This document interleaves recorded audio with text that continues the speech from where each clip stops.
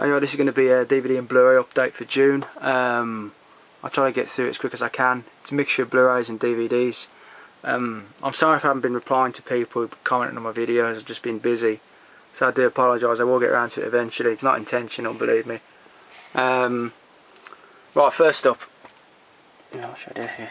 Right, because I've got some Blu-rays. Put them to one side. I kind of want to talk about certain titles.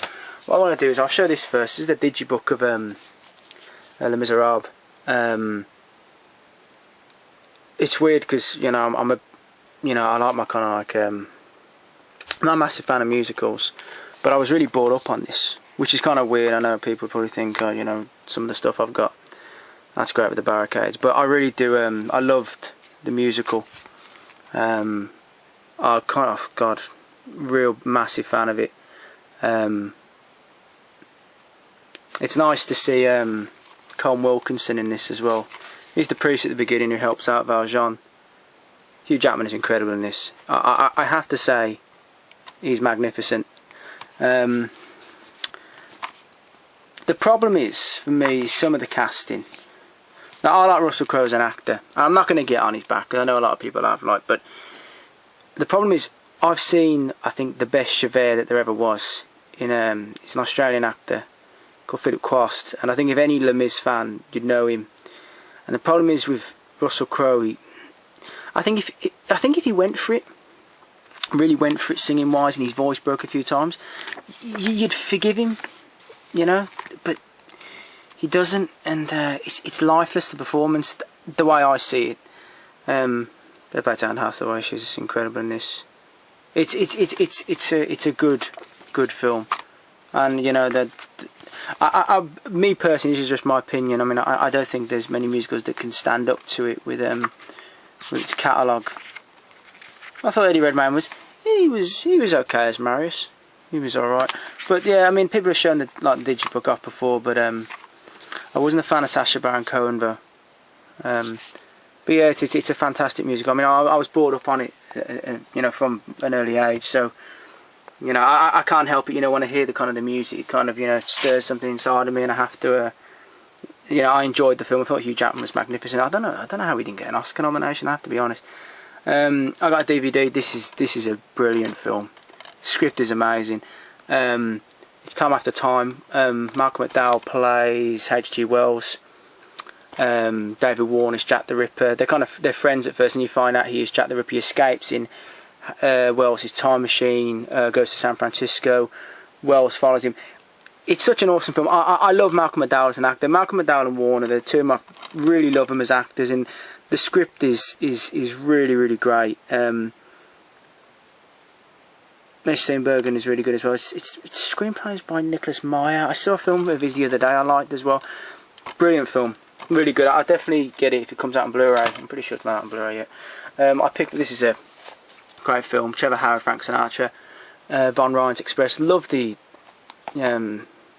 slip cover it comes in. It's a really, really good war film. I'm not a massive fan of Frank. Sometimes he kind of irritates me slightly in some of his kind of acting, but he's real good in this. He plays it, normally it's Frank Sinatra being Frank Sinatra in films, but he's pretty good in that. I picked this up cheap as well. Steelbook of Expendables 2. Still haven't seen this. Expendables, was a pretty good film. I like my more kind of classic action. I like my action when it's kind of done with a serious face. I think action works better that way. I think if you're automatically making a kind of you're kind of doing a pastiche, or you kind of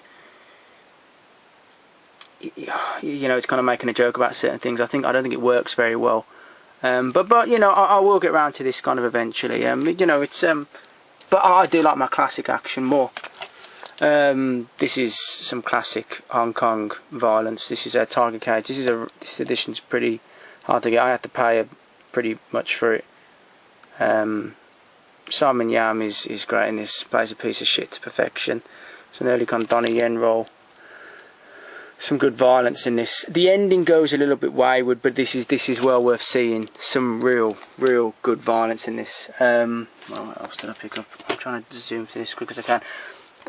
This came this morning. I've been waiting for this. Well, for one film in particular, Exterminator 2, as I've never seen it, I love the first Exterminator, just Sleazy New York. I'll come back to another Sleaze film in a minute, when I'll compare kind of Sleazy New York with somewhere else. The Tiger's a great film. I got that on, where have I got? I've got the MGM one there. Great film, Gary Busey. Some good violence in it. Yaphet Kotto, love Yaphet Kotto. William Smith, goddamn badass, probably the most badass guy to ever act in a film, legitimate badass. The problem is, you see, when he's in the fight with Busey at the end, man, you just know Smith, even with 2 hands tied behind his back, he'd kick the living fuck out of Busey. But, you know, you're willing to go with it. The ending's a little bit poor on that one, but Exterminator 2 I bought it for. I'm looking forward to it. Aaron Peebles does a commentary as well. I hear this is like Exterminator 1, but they're just the body count is just a lot more high. The other two, I couldn't give a fuck about. I doubt I'll ever watch them. Right, probably one of the best kind of thrillers I've seen. Definitely the 1970s. This is Black Sunday. Absolutely awesome film. Black September group are plotting to bomb the Super Bowl, and they've hired like a disgruntled Vietnam veteran, Bruce Dern. Bruce Dern steals this film. Robert Shaw is early on in the film, like I'm not sure if he's really kind of mastered whatever accent he's trying to do. But then, as it moves on, you know, he definitely gets more comfortable in the role. It's a brilliant, brilliant film, man. It really, it goes on for a fair bit. It's 2 hours and 20 minutes, but it really flows, the film. It's really, really good. I'd recommend that to anyone. Now, what did I get? I bought another Blu-ray film I've been wanting to see for a while. Rock Hudson, Ernest Borgnine, Patrick McGowan, Jim Brown. Great cast, Ice Station, Zebra. US Nuclear Sub. And the North Pole, espionage thriller. I've been meaning to get round to that. I want to watch that. So what I did watch was Capricorn 1. This is a brilliant film. Three astronauts undergoing to a mission to Mars. They basically get pulled off the. Hal Holbrook is basically the guy behind the guy. Let me just start again. Right, there's three astronauts on mission to Mars. They get pulled off the flight. They get taken way out into the sticks. One of their handlers is Hal Holbrook. They've known him for years. Basically, they fake the landing on Mars because they're desperate to kind of keep the space program going. And basically, Hal Holbrook knows there's no way they could reach Mars anyway. It's a really, really great film. Great film until it's really weird. I'm not saying Telly Savalas is a bad actor. I like Telly Savalas. When he comes into the film kind of goes downhill somewhat. Bit kind of goes a bit daft. But Elliot Gould's really good in it as well. It's a great film if you haven't seen it. Really good. I like James Brolin. He's a good actor. It's a good one. Right, what should I go to now? Right, Nasty. Really great film. Code Red. I've been waiting for this for a while. This is the Police Connection, aka the Mad Bomber. This is just what it's all about. Vince Edwards I'm not really familiar with, but he more than holds his own against these two lunatics. Chuck Connors is the father of this girl who dies, and he basically goes on a bombing spree of the people he blames for her death. The hospital, a feminist group she kind of becomes involved with, and after the bombing of this hospital, the only person who sees him, get a good look at him, is a vicious rapist, Neville Brand. I mean, a legitimate badass. If you read about Neville Brand, you'll know how tough the man was. The film is just, it's really, really great. The ending, I just can't put into words. Just the most amazing gore. I'd recommend this to anyone. It's so good. I can't even describe it. It's brilliant. Right, I'm trying to get through this. Right, so I'm trying to go through the DVDs. What I'll do is I'll pick this up. This is a horror one I picked up. Good one. Who directed this? Freddie Francis. I'm familiar with Freddie Francis. He did a lot of kind of he did some Hammer, but he did a lot of I'm sure he did a lot of Amicus or Tygon. Doctor and the Devil. This is based on the Burke and Hare murders with the two grave robbers. Timothy Dalton is Thomas Rock. I think Thomas Rock was real. I think he was a real person, Thomas Rock. Jonathan Pryce and Stephen Rea played the grave robbers who eventually begin to like murder all and sundry. Really, really good film. I really, really enjoyed this. Fair play Jonathan Pryce. He goes absolutely just a mentalist in this. Julian Sands. I like Julian Sands, but he's just kind of wooden as anything. Some females in this. Some kind of minor kind of British celebrity of the period. What's her name? Twiggy. Her acting is just fucking appalling. Really love that cover art. Really like. This is a good one. Good film. Crazy. Right. Now, I was talking about Sleazy New York earlier. Now, this isn't Sleazy New York. This is early 80s Sleazy LA. This is Vice Squad. This is the Anchor Bay release of it. Stars Wings Hauser as this just foul, depraved pimp who just goes on like the warpath. And the problem is Wings Hauser isn't in it that much, which is a shame. Whenever he's on the screen, he's great. I don't think Sleazy LA. I think if this was in Sleazy early 80s New York, this would definitely. I think it would have been better. Director, what has he done? He's Dead and Buried, and he's done something else as well that I do like, and I can't really remember it. But it's not bad. I think Gary Swanson. I didn't really rate him much in it. But Wings Hauser, I mean, he really is. He's a sick bastard in it. But I really wanted to love it, but it let itself down in places. It didn't go for it enough. I really wanted Wings Hauser to really go on the warpath and it really go mental, but it was a bit of a disappointment, particularly for the price I paid for it. Right. I think the next film gets kind of lumped in with a lot of the blaxploitation of the period.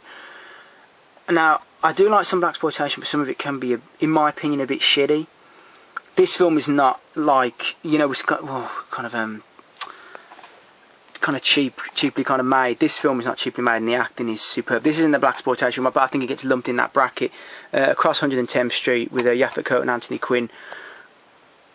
This film is so fucking brilliant. I mean, the soundtrack's great enough, but the film is just amazing. The screenplay is brilliant. Violent. Acting superb. The feel of it is brilliant. Honestly, it's one of those films, yeah, I could watch again and again. It's brilliant. The ending is amazing. I really love this film. It's amazing. Yeah. Now the guy who plays the Italian. What is his name? Is it? Oh, Anthony. Oh, what's his name? Anthony Francesca. Nick DeSalvo. He is one nasty motherfucker in this. Really vicious. Huggy Bear gets it really nasty in this. Really, really good film. Right, and then I picked up. I'm trying to go through some of the Blu-rays. I picked the last DVD. Stone Killer, Charles Bronson. Amazing Charles Bronson film. Michael Winner, who I am a fan. I think he did some good stuff in the 70s. He gets kind of shit on a bit. I'm not joking. There is two amazing. I'm always a big fan of dummy violence, dummies going out of windows. There is in my opinion, there's one amazing dummy scene in it, but then the best dummy going out of a window you'll ever see. You honestly, if you like that sort of thing, you'll piss yourself laughing. It's amazing, and Bronson's a goddamn badass. So just I enjoy most things with him. In talking of like a good badass little film. Is this the? No, it's not. No, I was thinking of something else. This is Robert Duvall, Badge 373. Duvall plays a racist, violent cop. He gets chucked off the force, and one of his ex-partners gets killed, and he goes after the assailants. Brilliant film. Really, really, really good cop thriller. The scene where Robert Duvall's on the bus and he's being pursued by the Puerto Rican gang. Oh, it's funny as hell. This is a really, really good one. Doesn't take itself too seriously, and I think it works. And Duvall is one of those actors, literally, I love in everything. I think I've seen him in. He always holds your attention. He's an amazing actor. Right, what shall I pick here?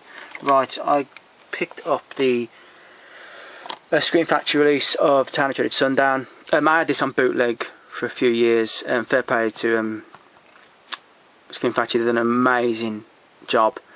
My only real the film, I love the film. I know some people don't like the comedic elements. I like them. I think it's a great film. I think Ben Johnson's great in it, in the role, and so is Andrew Prine. I'm familiar with Andrew Prine from he's in Grizzly. Yeah, I forgot he was in Grizzly. I'm a big fan of Grizzly. I like Grizzly. But I know him from Gettysburg. So it's such a shame they couldn't get They couldn't find the master, could they, of the Evictors, so they couldn't get a Blu-ray print of it. The cover art of the Evictors is brilliant. Evictors is such a... I think Evictors is the better film.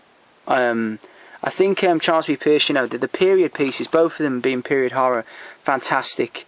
The Evictors got Michael Parks and Vic Morrow. There's a scene in this when his wife goes and gets her husband a piece of cake. Creeped the fucking hell out of me, I have to say. I love the cover art of the Evictors. Yeah, great release, really good. Like the transfer was fantastic. I'm gonna try to. What am I doing here? I've just completely lost the plot. Right, okay. I picked up Zulu Dawn Blu-ray. This is they did a great job with the transfer. It's a great film, great cast. Basically, it's about the Battle of Isandlwana. It's basically one of the British Empire's greatest defeats to a native army. Basically, this happened the day before Zulu happened. So, Rorke's Drift happened, I think, 23rd of January. Isandlwana happened the day before. You know when you see the beginning of Zulu, the aftermath of a battle at the beginning, that was Isandlwana. But this is, you know, this is a great film. It shouldn't be seen as because I think it's written by Cy Enfield, the director of Zulu. But it's one hell of a good film. It's really, really good. One of my favourite kind of aerial shots in this is when the Zulus break through the British lines. It's brilliant. It's an awesome film. And I picked up the Steelbook of a film I've seen a fair few times now. It's Django Unchained. Really, really liked the film. I thought I'm glad they kept the scene with the dogs.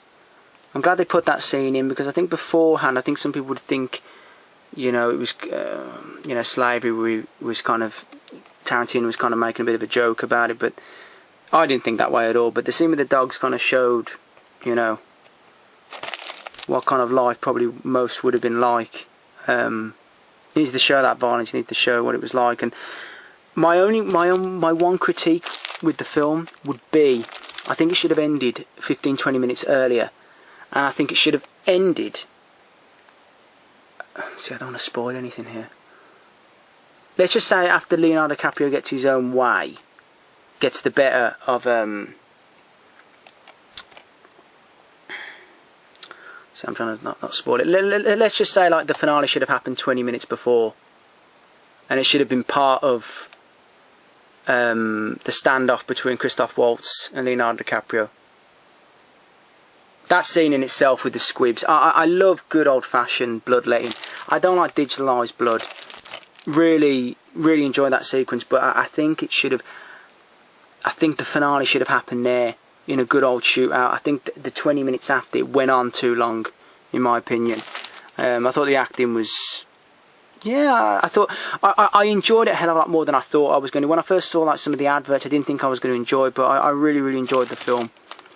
I thought it was a good film, and I think people kind of just. I think people just shit on Tarantino. I think, you know, they just use an excuse. And I think that's all of the films. I think, yeah, so if you got any questions on the releases, you know, just ask. I'll try to, because I'm going to try to do a collection on, a video on a Hong Kong collection over a few days, and I'll recommend like a few titles and stuff, and I'll try to get to answering some of the comments that I haven't had a chance to. So yeah, I'll be back with another update. I think last time I said I would be back in July. I thought it was June. I completely... So I was kind of spaced out in that video. So yeah, I'll be back with another video probably in a few weeks. Okay, yeah, so thanks for watching, thanks for subscribing, it's always appreciated. And I'll see you soon. Cheers.